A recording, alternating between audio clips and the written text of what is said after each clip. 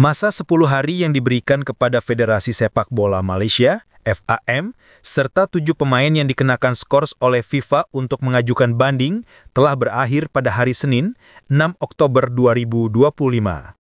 Pada tanggal 26 September 2025, Komite Disiplin FIFA mengumumkan sanksi setelah melakukan penyelidikan dan menemukan bahwa telah terjadi penggunaan dokumen palsu dalam proses pendaftaran pemain saat pertandingan kualifikasi Piala Asia 2027 melawan Vietnam.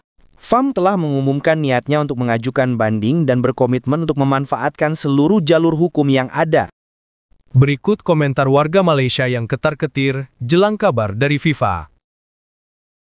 Masa mula-mula nak start revolusi bukan main sembang terpaling warisan. Bila dah kena macam ni, masing-masing buat tak tahu, tunding sana sini.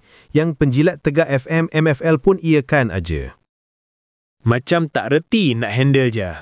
Tunggulah pertuduhan penuh rasmi tu sampai mereput. Ibarat guna lesen terbang, dah kantoi nak rayu pun segan.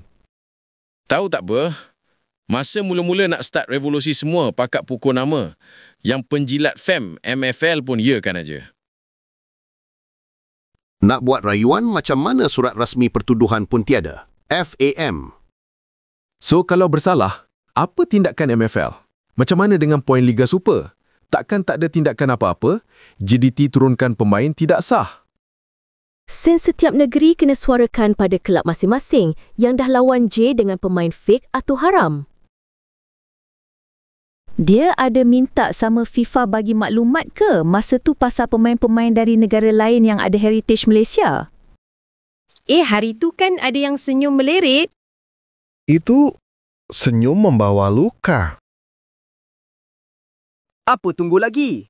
FAM buatlah meeting tergempar. Sediakan bihun dan karipap. Cepat, urgent.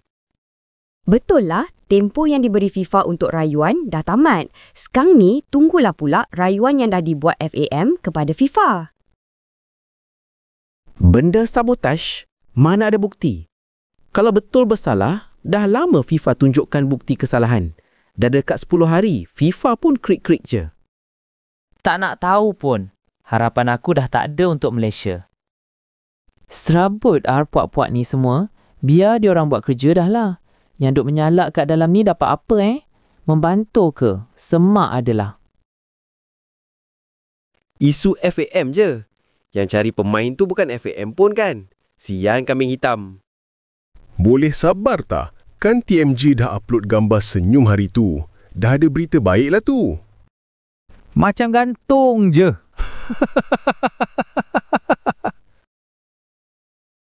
Kena gantung, kena denda dan kena tolak 3 mata. Kesian.